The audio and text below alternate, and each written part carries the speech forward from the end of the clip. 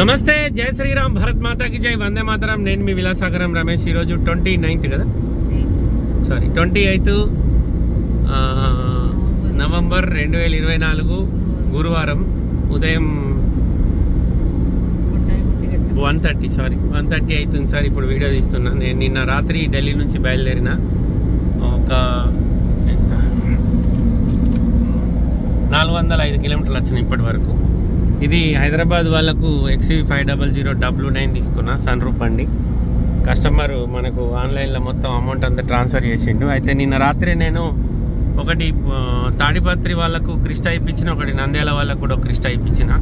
వాళ్ళు వెళ్ళిపోయారు. వాళ్ళతో పాటు ఒక గుంటూరు నుంచి ఒకసారి డబ్బులు పంపించండి, మారుతి S-Cross. మొన్న నేను వీడియో చేసింటి, 2015 మోడల్ గ్రే కలర్ బండి. ఆ బండ్లు మొత్తం 3 నిన్న నైట్ వెళ్ళిపోయినాయి. ఎందుకంటే వాళ్ళకు నేను డ్రైవర్లో మాట్లాడించిన, వాళ్ళకు రూట్ తెలియదు, ఇబ్బంది పడతారు. మళ్ళీ ఎక్కడన్నా వెహికల్ చెకింగ్ చేసినా వీళ్ళకి భాష రాదు, వీళ్ళు చెప్పేది వాళ్ళకి అర్థం కాదు, వాళ్ళు చెప్పేది వీళ్ళకి అర్థం కాదని డ్రైవర్లో మాట్లాడిస్తే వాళ్ళు తెలంగాణ బార్డర్ వరకు బండి ఇచ్చేస్తే మేము అక్కడికి వెళ్ళిపోతాం అన్నారు. ఆ బండ్లు ఆల్రెడీ ఇప్పుడు మధ్యప్రదేశ్ సాగర్ జిల్లాలో ఉన్నాయి. నేనేమో ఝాన్సీకి ఒక 50 కిలోమీటర్ల దూరంలో ఉండి వీడియో చేస్తున్నా. పట్టుకోండి. అయితే చాలా రోజుల నుంచి ఒక డౌట్ ఉంది సార్ నాకు, కానీ అది సందర్భం వస్తలేదు. నేను కూడా దాని గురించి ఎప్పుడు వీడియో చేయలేకపోయినా, కానీ నా వీడియో చాలామంది చూస్తారు కాబట్టి ఎవరన్నా ఆ డిపార్ట్మెంట్కి సంబంధించిన వాళ్ళు ఉంటే నేను చెప్పిన దాని గురించి కొంచెం ఆలోచించారు సార్. నేను 2014 నుండి 13 ఫస్ట్ నేను ఫ్లైట్ ఎక్కింది 2013లో. గాజుల లింగారెడ్డి అన్న నాకు దుబాయ్ విజిట్ వీజా పంపించాడు. అప్పటిదాకా మనకు ఫ్లైట్ దగ్గరికి వెళ్ళి చూసుడు తప్ప ఎక్కిన అనుభవం లేదు. అదే ఫస్ట్ టైం నేను ఓమన్ ఎయిర్లైన్స్ ఎక్కిన. అది వయా అప్పుడు అబుదాబికి డైరెక్ట్ ఫ్లైట్ లేకుండే, వయా మస్కట్ పోయి మస్కట్ నుంచి అబుదాబికి పోయింది ఫ్లైట్. అది ఆ ఫ్లైట్ ఎక్కిన. దాని తర్వాత నేను మళ్ళీ షార్జా నుండి హైదరాబాద్కు ఎమిరేట్స్ ఎక్కిన. ఈ రెండు కూడా నాకు లింగన్ననే విజిట్ వీజా పంపించిండు, టికెట్ కూడా అన్ననే పెట్టుకున్నాడు. అప్పుడు దుబాయ్ చూడడానికి పోయింది. ఒక 1 మంత్ ఉండి వచ్చిన నేను. అయితే ఈ విషయం దీని గురించి ఎందుకు వీడియో తీస్తున్నా అంటే, ముంగటికి వెళ్ళిపెట్టి రోడ్ సైడ్ ఎందుకు వీడియో చేస్తున్నా అంటే, నేను ఫ్లైట్ ఎక్కిన ప్రతిసారి నేను ఒక హ్యాండ్ బ్యాగ్ తీసుకెళ్తా. నా హ్యాండ్ బ్యాగ్లో ఎవరైనా కస్టమర్లు ఇచ్చిన ఒక 2-3 లక్షల క్యాష్ ఉంటుంది, ప్లస్ నా యొక్క 2-3 డ్రెస్సులు ఉంటాయి, మొబైల్ ఛార్జరు, ల్యాప్టాప్, ఇవన్నీ నేను వెంబడేసుకొని పోతాను. పోయేటప్పుడు ఎయిర్పోర్ట్లో ఎప్పుడైతే మనం బోర్డింగ్ పాస్ చెకింగ్ ఎప్పుడైతే చేస్తారో, బయట మన బోర్డింగ్ పాస్ చూస్తాడు, మన ఆధార్ కార్డు చూస్తాడు, లోపలికి పంపించేస్తాడు. కానీ మనం మన ఆధార్ కార్డు బోర్డింగ్ పాస్ చూసి లోపలికి పంపిన తర్వాత మనం ఎప్పుడైతే మళ్ళా లోపల బోర్డింగ్ పాస్ తీసుకొని మన ఏదైనా సామాన్ లగేజ్ కేసు దాకా కూడా ఎంటర్ అయిన తర్వాత ఎయిర్పోర్ట్లో మళ్ళీ ఇంకోటి సెకండ్ గేట్ వస్తుంది. అక్కడ మన బ్యాగ్ స్కానింగ్ అవుతుంది, మనల్ని స్కాన్ చేస్తారు. అది సెకండ్ లైన్ అన్నట్టు. అందులోకెళ్ళి లోపలికి వస్తే మనం మన గేట్ కాడికి పోయి ఫ్లైట్ ఎక్కి వెళ్ళిపోతాం. ఇది నేను నాకు అనుభవంతో చెప్తున్నా. శంషాబాద్ ఎయిర్పోర్ట్లో నేను ఇప్పటి వరకు చాలాసార్లు ఎక్కిన, 100 సార్లు అనుకున్నా, 100 సార్లు ఫ్లైట్ ఎక్కిన. ఈ 100 సార్ల ఫ్లైట్ ఎక్కిన ప్రతిసారి నేను తీసుకుపోయే బ్యాగు లోపలికి పోతుంది.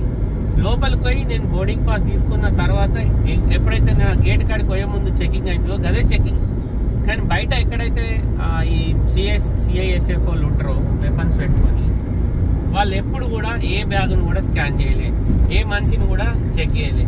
డైరెక్ట్ ఎయిర్పోర్ట్లోకి పోతున్నాం, మనం బ్యాగులు లగేజ్ కేసు ఎత్తున్నాం, అక్కడ పోయి మన బోర్డింగ్ పాస్ చూపెట్టి అక్కడ మన చిన్న హ్యాండ్ బ్యాగ్ స్కాన్ అవుతుంది, ప్లస్ మనల్ని మొత్తం చెక్ ఎత్తున్నారు, అప్పుడు లోపలికి వెళ్ళిపోతున్నాం.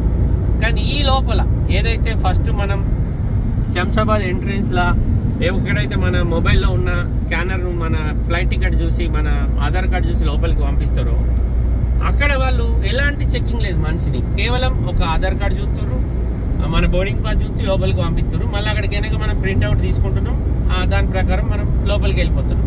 కానీ ఈ మధ్యలో జరిగేది ఏదన్నా రేపు, ఎందుకంటే వాస్తవంగా చెప్తున్నా, ఇప్పుడు ఈ గత 10 ఏళ్ళలో అయితే మన ఇండియాలో ఎట్లాంటి సంఘటనలు జరగలేదు. తిరిగి వీళ్ళు ఎందుకు అలర్ట్గా ఉండలేరా అని డౌట్ వచ్చింది నాకు. ఇప్పుడు నేనే ఉన్నా, నేను ఇన్నిసార్లు ఫ్లైట్ ఎక్కిన, ఇప్పుడు నేనేం కొండబోతున్నా, నా బ్యాగులు ఏమున్నా అనేది బోర్డింగ్ పాస్ పైన ఫస్ట్ ఎవరైతే నా ఆధార్ కార్డు చూసి లోపలికి పంపిస్తాడో, పాస్పోర్ట్ చూసి లోపలికి పంపిస్తాడో ఆ వ్యక్తులు ఏ బ్యాగులు కూడా స్కాన్ చేస్తలేరు, ఏ మనిషిని కూడా చెక్ చేస్తలేరు. మన దేశంలో బయట దేశం నుంచి వచ్చి ఇక్కడ మన దేశంలో అల్లకల్లోలను సృష్టించడానికి చాలా మంది వెయిట్ చేస్తూ ఉన్నారు. అట్లాంటి వ్యక్తులు వాళ్ళన్నా వాళ్ళు ఎలాంటి అన్న మారణాయుధాలు కానీ ఏమన్నా తీసుకొని ఆ ప్లేస్ నుంచి లోపలికి ఎంటర్ అయిన తర్వాత వాళ్ళందరికీ విజిటర్సే, వాళ్ళన్న పేటల్లే ఉంటారు కదా, ట్రావెలర్స్, బయట ప్రపంచ దేశాలు తిరిగేటోళ్ళు ఉంటారు. అసొంటి వాళ్ళు పోయే దాంట్లో వీళ్ళు ఫస్ట్ చెకప్ పాయింట్ ఏదైతుందో అక్కడనే ఈ స్కానింగ్ లాంటివి పెట్టి మనిషిని అక్కడనే ఫుల్ స్కాన్ చేసి లోపలికి పంపితే బాగుంటుంది అనేది నా అభిప్రాయం. దాని గురించే నేను ఈ వీడియో చేస్తున్నాను. ఎందుకంటే నేను లైవ్లో ఒక 100 సార్లు చూసిన. ఎప్పుడు పోయినా కానీ అక్కడ ఏముండదు. టికెట్ దికావు అంటాడు, ఆధార్ కార్డు బతావు అంటాడు, లేకపోతే పాస్పోర్ట్ దికావు, టికెట్ దికావు, కలర్ జావ్ అంటాడు. ఇక లోపలికి అయిన తర్వాత వాడు ఫ్లైట్ ఎక్కడానికి పోతుండా, ఆడు ఎటు పోతుండా అనేది వీళ్ళకి కూడా సంబంధం లేదు. టికెట్ ఒకటి అనేది టికెట్ ఏముంది సార్, 10,000 పెడితే టికెట్ వస్తుంది. ఆధార్ కార్డు మన దేశంలో ఏ దేశ పనికైనా ఆధార్ కార్డు కుడుతుంది, పాన్ కార్డు కుడుతుంది, ఒక ఫ్యామిలీ కుడుతుంది, రేషన్ కార్డు ఇస్తాం, వానికి ఓటర్ ఐడి కూడా వస్తుంది. మనకు ఓటు పడితే అయిపోయాడు. ఏ దేశం, పాకిస్తాన్ నుంచి వస్తేంది, బంగ్లాదేశ్ నుంచి వస్తేంది, మయన్మార్ నుంచి వస్తేంది. మా పార్టీకి ఓటు ఎత్తుండు కాబట్టి వాడు మా మనిషే. ఆయనకి అన్ని. మొన్న బంగ్లాదేశ్ లో ఒక సర్పంచ్ అంట, సర్పంచ్ గెలిచింది. తీరా ఆమె బయోడేటా దిస్తే ఆమె బంగ్లాదేశ్ నుంచి వచ్చి ఆ ఊళ్ళే మొత్తం కుటుంబ సభ్యులను సెటిల్ చేసింది. కొన్ని 100 కుటుంబాలను తీసుకొచ్చి బంగ్లాదేశ్ నుంచి వెస్ట్ బెంగాల్లో సెటిల్ చేసింది వాళ్ళందరినీ. ఇట్లాంటి వాళ్ళు తీవ్రవాద కార్యక్రమాలకు పాల్పడ్డప్పుడు మన సెక్యూరిటీ వైఫల్యం వల్లనే జరిగినట్టు 100%. ఇదైతే నేను అనుభవంతో చెప్తున్నా. ఎందుకంటే అంత క్లారిటీగా నేను సింపుల్గా వెళ్ళిపోతున్నా లోపల దాకా. ఫస్ట్ గేట్ నుంచి నాకు లోపలికి ఎంటర్ అవ్వడానికి నాకు కావాల్సింది ఏంటిది, ఒక ఆధార్ కార్డు, ఒకటి నేను బుక్ చేసుకున్న ఫ్లైట్ టికెట్. నా బ్యాగులు ఏముందో వాళ్ళకి అవసరం లేదు. నేను మారణాయుధాలతో పోతున్నానా, నేను మానవ బాంబుని అయిపోతున్నానా, నేను ఎట్లా పోతున్నానో వాళ్ళకి అవసరం లేదు. కానీ ఎయిర్పోర్ట్లకు మాత్రం ఈజీగా ఎంటర్ కావచ్చు. అంత సింపుల్గా పెడితే రేపైనా సంఘటన జరిగిన తర్వాత బాధపడుడే కదా. నాకు ఎందుకో దీని గురించి చాలా సార్లు అనిపించింది. నేను 2-3 ఆఫీసర్లను కూడా అడిగిన లోపలికి అయిన తర్వాత. ఫస్ట్ గేట్ నుంచి వచ్చేటప్పుడేమో ఏం చెక్ చేయరు, మరి ఈ సెకండ్ గేట్ కాడ ఇంతగానో చెక్ చేస్తారు. ఆడున్న సామాన్ అంతా లగేజ్ కేసే. లగేజ్ లో స్కానింగ్ అయినాక ఆ బ్యాగ్ పలానా క్యాండిడేట్ బ్యాగ్ అని మీకు తెలిసినా కూడా అప్పటికే అందులో ఏమన్నా పేలుడు పదార్థాలు ఉంటే అది ఆల్రెడీ చేరేదాకా చేరింది, లోపల ఎయిర్పోర్ట్లకు అయితే ఎంటర్ అయింది కదా, నేను దాన్ని పేలుస్తా అనే ఆలోచన కూడా వాళ్ళకి వస్తుంది కదా, అట్లా కూడా మనం నష్టపోతాం కానీ కూడా అడిగిన. అడిగితే ఐసా నీ వస్తానమంటే ఐసాకైకు నీ వస్తా. మనం అలర్ట్గా లేకపోతే ఏదైనా జరుగుతుంది. ఎన్ని చూడలేము మనం. ఇప్పుడు ఈ 10 ఏళ్లలో అయితే ఇండియాలో ఆ పరిస్థితి, భారతదేశంలో అట్లాంటిది రాలేదు. కానీ అంతకుముందు హైదరాబాద్లో ఎన్ని బ్లాస్టింగ్లు జరగలేవు, ఎంతమంది ప్రాణాలు కోల్పోలేదు. నాకు ఎందుకో దీని గురించి బాగా అంటే మనసుకు కలిగింది ఆ మాట. మీ అందరితో షేర్ చేసుకుందామని నాకు అనిపించి చెప్తున్నా. ఎందుకంటే ఇది వాస్తవం.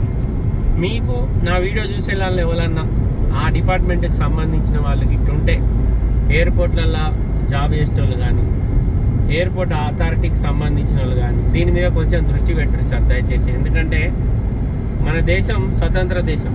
ఈ దేశంలో ఎవడన్నా రావచ్చు, ఏమైనా వేయచ్చు. ఆ సిస్టమ్, మన చట్టం అట్లుంది. చట్టాన్ని తప్పు పడతలేను. ఎందుకంటే ఈ చట్టంలో ఉన్న లొసుగులను వాళ్ళకు అనుకూలంగా మలుచుకొని ఇక్కడ మారణహోమం సృష్టించి మళ్ళీ వాళ్ళ దేశం వాళ్ళు వెళ్ళిపోతుంది. సో దాని గురించి నాకు ఆలోచన వచ్చి నేను వీడియో చేసిన. నేను ఇప్పటి వరకు మన భారతదేశంలో ఉన్న ఒక 10 ఎయిర్పోర్ట్లలో నేను జర్నీ చేసిన సార్. 10 ఎయిర్పోర్ట్లలోకి వెళ్ళి ఎగ్జిట్ అయినా ఎంటర్ అయినా. ప్రతి ఎయిర్పోర్ట్లో ఒక 3 ఎయిర్పోర్ట్లలో మాత్రం ఫస్ట్ టైం మనిషిని కూడా స్కాన్ చేస్తారు ఎంటర్ అయ్యే ముందే. ఇంకా మిగతా జాగాలో మాత్రం అది లేదు. ఒకటేమో అస్సాం, ఇంకోటేమో శ్రీనగర్ ఒకటేమో అస్సాం, ఒకటి అమృత్సర్, ఇంకోటి ఢిల్లీ. ఈ 3 ఎయిర్పోర్ట్లలో మనిషి ఎంటర్ అయ్యేటప్పుడే చెక్ చేస్తారు. కానీ మన ఇటు చెన్నై కానీ, బెంగళూరు కానీ, హైదరాబాద్ కానీ, విశాఖపట్నం కానీ, విజయవాడ కానీ ఈ ఎయిర్పోర్ట్లలో ఏం చెకింగ్ లేదు. డైరెక్ట్ మనిషి బ్యాగ్లో ఏమైనా పెట్టుకొని లోపలికి వెళ్ళిపోవచ్చు. బ్యాగులో ఏముందో మనకి ఎట్లా కనబడుతుంది, మనిషిని బ్యాగ్తో సహా స్కాన్ చేస్తేనే కదా. రేపు ఏదైనా భయంకరమైన సంఘటన జరిగిన తర్వాత అన్ని ఎయిర్పోర్ట్లు అలర్ట్ అవ్వడు, స్పందించుడు కంటే ముందే కొంచెం అలర్ట్గా ఉంటే బాగుంటుంది అనే ఉద్దేశంలో నేను ఈ వీడియో చేసిన సార్. అంతకుమించి నేను మన సెక్యూరిటీని తప్పుపట్టి మన భారతదేశ ఆర్మీని కానీ భారతదేశ సెక్యూరిటీకి సంబంధించిన సిఏఎఫ్ కానీ ఇలా నేను తప్పు పడతలేను. ఎందుకంటే మనకు అనుసంధానాల కిందికెళ్ళి కొన్ని సంఘటనలు మనకు తెలియకుండా కూడా జరుగుతాయి. నేను కూడా భారతీయునే, నా వంతుగా నాకు తెలిసిన విషయాన్ని మీ అందరికి చెప్పాలనే ఉద్దేశంలో నేను ఈ వీడియో చేసిన సార్. అంతకు మించి వేరే ఎవరు నేను కించపరచాలని కాదు, దయచేసి ఎవరు తప్పుగా అనుకోవద్దు. నేను చెప్పింది 100% వాస్తవం. నేను నా లైవ్లో నా కళ్ళతో చూసిన. నేనే అన్నిసార్లు ఎయిర్పోర్ట్లో పోయేటప్పుడు పెద్ద పెద్ద బ్యాగులు కట్టుకొని, ఇప్పుడు మేము నా ఫ్యామిలీతోటి ముగ్గురం వచ్చినాం, నా బిడ్డ, నేను, నా భార్య. మేము 3 బ్యాగులు తీసుకొని వచ్చినాం. 2 లగేజ్కి వేసినాం, ఒకటి హ్యాండ్ బ్యాగ్ ఉండే, ఒక ల్యాప్టాప్ బ్యాగు, ఒకటి హ్యాండ్ బ్యాగ్. ఇవి అక్కడ చెకింగ్ అయినాయి. కానీ లగేజ్ కేసు దాకా మా దగ్గర ఏముందనే విషయం ఎవరికి కూడా తెలియదు. ఇది ఈ సెక్యూరిటీ లోపం ఉండద్దనే ఉద్దేశంలో నేను ఈ వీడియో చేసిన సార్. తప్పేమన్నా ఉంటే క్షమించండి. ఇది వాస్తవం. ఎవరన్నా ఈ వీడియోకి సంబంధించిన ఎవరన్నా అథారిటీలలో జాబ్ చేసే వాళ్ళు చాలా మంది ఉంటారు. ఒకవేళ మీకు నేను చెప్పిన విషయం కరెక్ట్ అనిపిస్తుందా లేదా మీరు కూడా ఒకసారి లైవ్లో చూడండి. చెప్పింది కరెక్ట్ అనిపిస్తే మాత్రం దీని మీద కొంచెం దృష్టి పెట్టురని మనస్ఫూర్తిగా కోరుకుంటున్నా. ఓకే సార్, మళ్ళొకసారి అందరికీ జై శ్రీరామ్, భారత్ మాతాకి జై, వందే మాతరం, జై హింద్, నమస్తే.